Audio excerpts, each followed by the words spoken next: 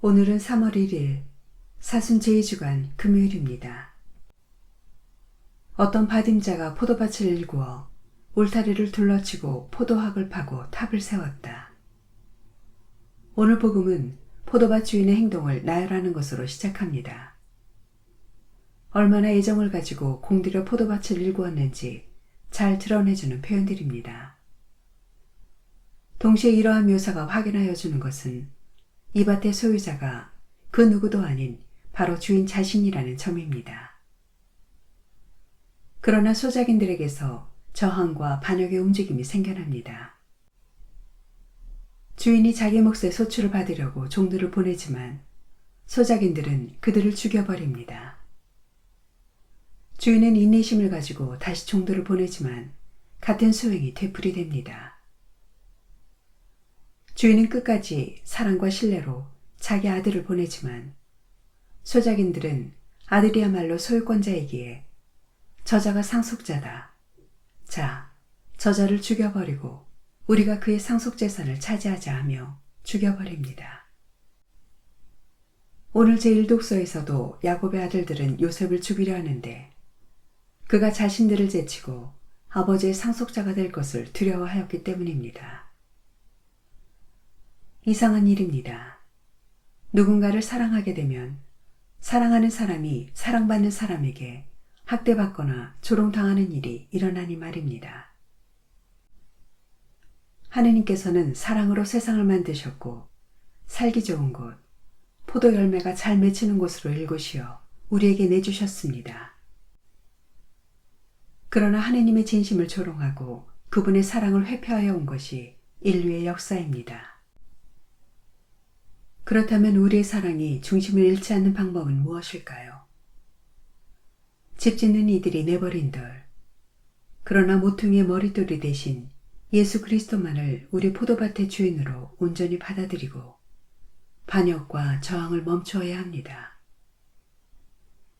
그리고 이러한 질서를 되찾는 것이 사순시기에 우리가 다시 세워야 할 삶의 질서입니다. 아멘.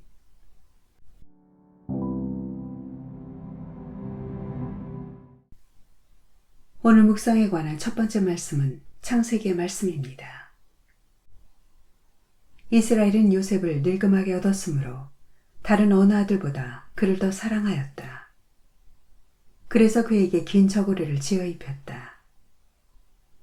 그의 형들은 아버지가 어느 형제보다 그를 더 사랑하는 것을 보고 그를 미워하여 그에게 정답게 말을 건넬 수가 없었다.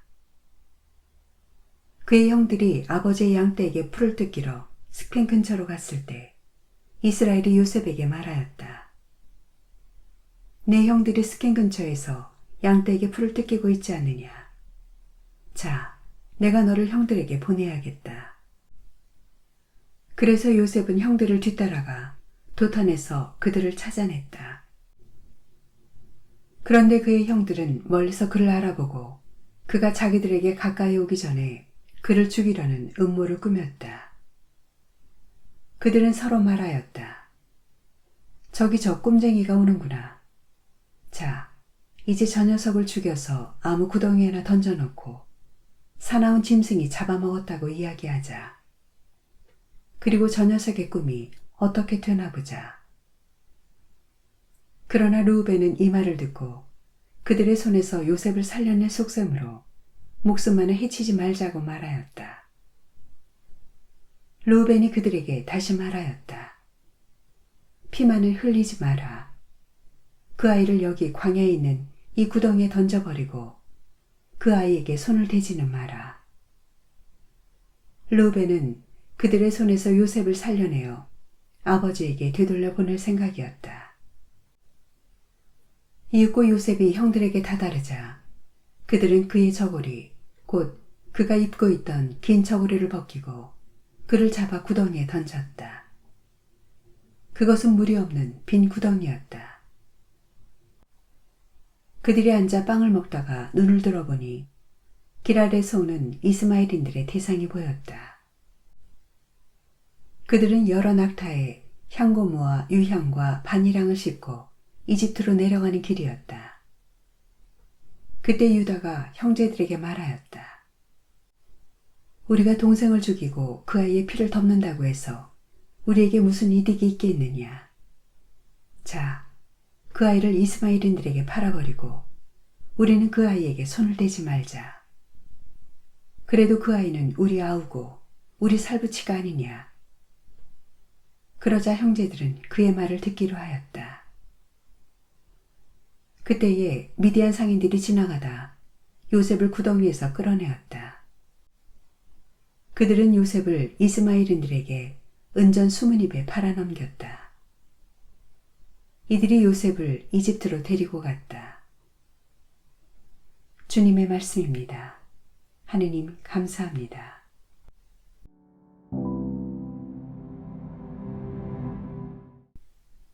마테오가 전한 거룩한 복음입니다. 그때에 예수님께서 수석 사제들과 백성의 원로들에게 말씀하셨다. 다른 비유를 들어보아라. 어떤 받임자가 포도밭을 일구어 울타리를 둘러치고 포도학을 파고 탑을 세웠다. 그리고 소작인들에게 내주고 멀리 떠났다. 포도철이 가까워지자 그는 자기 몫의 소출을 받아오라고 소작인들에게 종들을 보냈다. 그런데 소작인들은 그들을 붙잡아 하나는 매질하고 하나는 죽이고 하나는 돌을 던져 죽이기까지 하였다. 주인이 다시 처음보다 더 많은 종을 보냈지만 소작인들은 그들에게도 같은 짓을 하였다. 주인은 마침내 내 아들이야 존중해 주겠지 하며 그들에게 아들을 보냈다. 그러나 소작인들은 아들을 보자 저자가 상속자다. 저자를 죽여버리고 우리가 그의 상속재산을 차지하자 하고 저희끼리 말하면서 그를 붙잡아 포도밭 밖으로 던져 죽여버렸다. 그러니 포도밭 주인이 와서 그 소작인들을 어떻게 하겠느냐. 그렇게 악한 자들은 가차없이 없애버리고 제때의 소출을 바치는 다른 소작인들에게 포도밭을 내줄 것입니다 하고 그들이 대답하자 예수님께서 그들에게 말씀하셨다. 너희는 성경에서 이 말씀을 읽어본 적이 없느냐? 집 짓는 이들이 내버린 돌, 그 돌이 모퉁이의 머릿돌이 되었네. 이는 주님께서 이루신 일, 우리 눈에 놀랍기만 하네. 그러므로 내가 너희에게 말한다. 하느님께서는 너희에게서 하느님의 나라를 빼앗아 그 소출을 내는 민족에게 주실 것이다. 수석 사제들과 바리사이들은 이 비유를 듣고서 자기들을 두고 하신 말씀인 것을 알아차리고 그분을 붙잡으려고 하였으나 군중이 두려웠다. 군중이 예수님을 예언자로 여겼기 때문이다. 주님의 말씀입니다. 그리스도님 찬미합니다.